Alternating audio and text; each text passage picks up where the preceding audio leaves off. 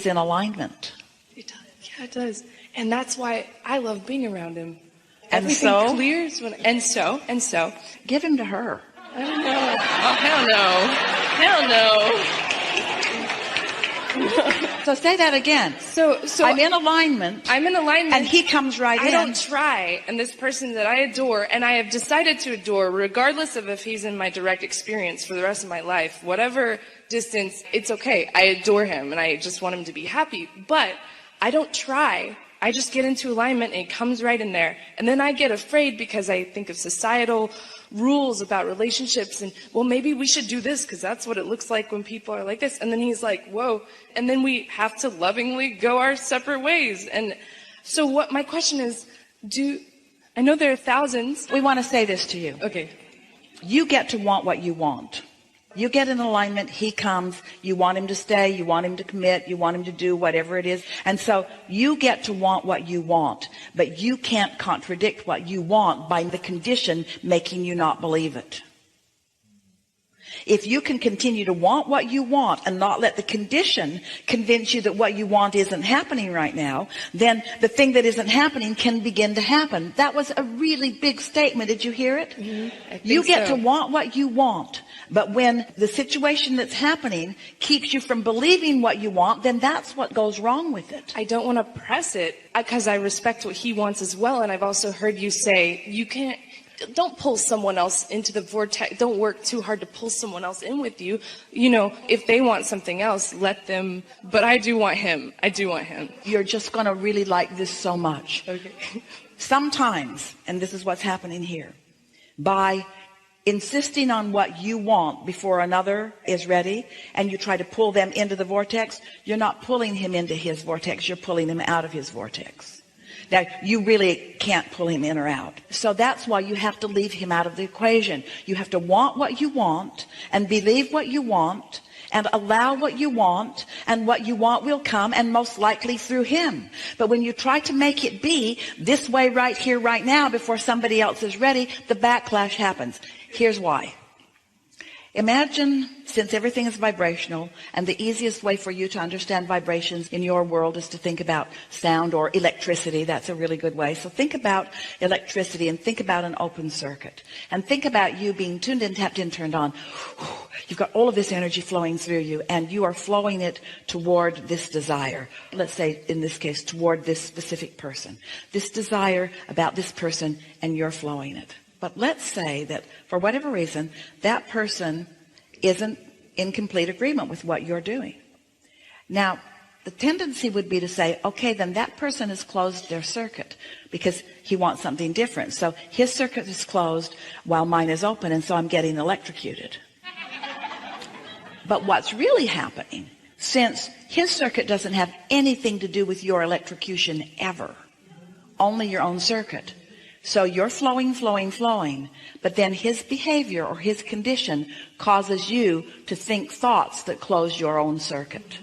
So it's not what he's doing, it's what you're thinking about what he's doing that causes you to close your circuit, and that's what is electrocuting you. And then because you don't feel good, then it feels like it's wrong, and it's not wrong because of the behavior, and it's not wrong because of the person, and it's not wrong because of the decisions of the person.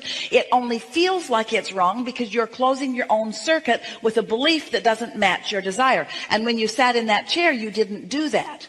You started to close your circuit. I'm not going to get called on. I was aching to be called. You started to do that, but then you came to your senses and you didn't do it. You decided to leave your circuit open anyway. And this is exactly the same thing. I've decided to be happy even though what I want isn't fully manifested. And in my happiness, I allow it to evolve, and I allow myself to witness the unfolding of it because it is so delicious. It's now. There's not ever going to be a then. The future that you're looking for is never going to get here. It's never going to get here. Because when it gets here, it's going to be another now. And so if you practice in your now, having an open circuit, then open, feeling good. But if you put some sort of ruling on the way that it needs to open, then you close your circuit in the now. Mm-hmm.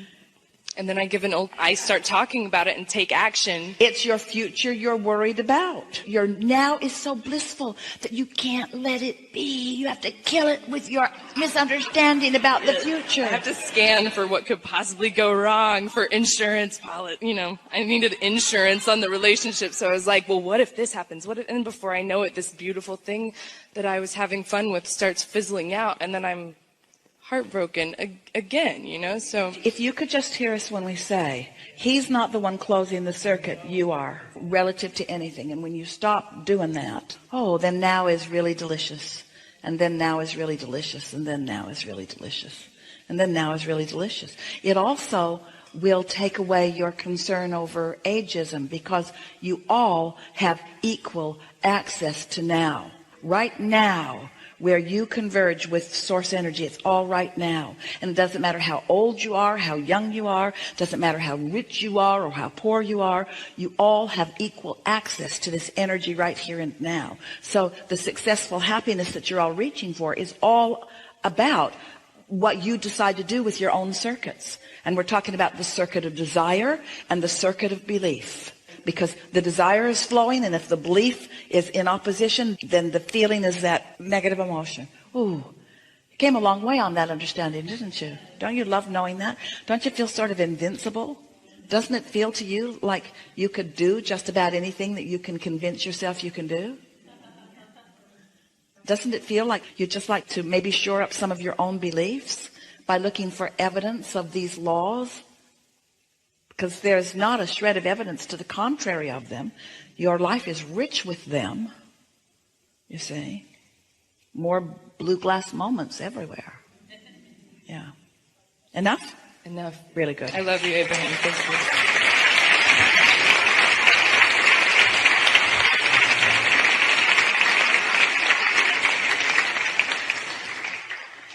We're just going to talk for a little bit because we have very little time before segment. And so let's recap some of the power that we just discovered together. So you create your own reality, yes? And you are a vibrational being, and you are emanating a signal at all times.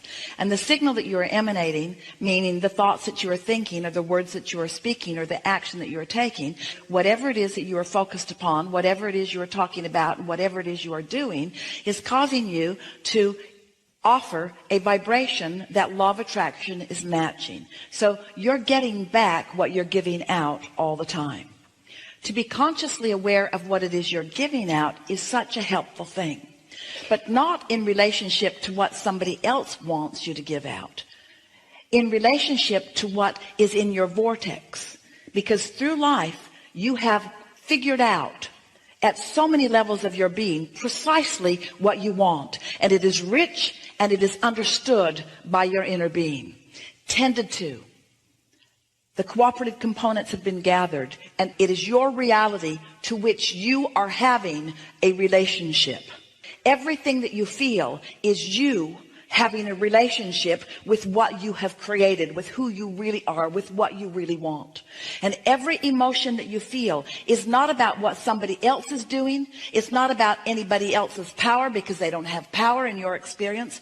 Everything that you feel, whether it feels wonderful or whether it feels awful, is only about one thing, and that is your vibrational relationship with you that you have created. When you decide that nothing matters to you more than that you feel good, which means nothing matters more to me than that I'm finding a thought now that it has harmonics to what my inner being is thinking about the same subject. If happiness becomes your dominant quest, then what happens is you find yourself more often in perfect alignment with who you are, with an open circuit. And then as thoughts turn to things, you just get more and more and more ideas. We want you to feel the reality of your vibrational reality. This vortex is a real thing. And we want you to understand how far it has come, how big it is, and how important it is to you. And we want you to know that since it is big, and since it is real, and since it is offering a vibration, it's offering a vibrational signal that is calling you that if you are caring about how you feel, you're being called to the wholeness of who you are. And when you are in that receptive mode, and that vibration turns to a thought in your mind that feels like a desire that you can speak out loud. I want this, that decisive, I know what I want. I want a relationship and I want it soon. I want a relationship. I want more money. I want to live in that house. I want to go on this vacation. I want this conversation with this person. In other words, once you say, I want it, and you mean it like that, what's happened is, you have experienced this process that we're talking about, and the thoughts of your vortex are beginning to turn to the things of your life.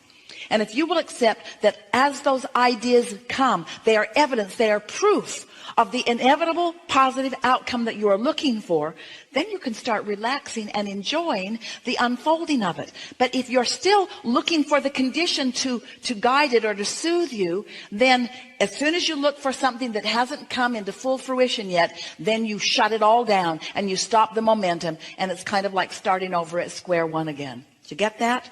This is a really good time for a segment of refreshment.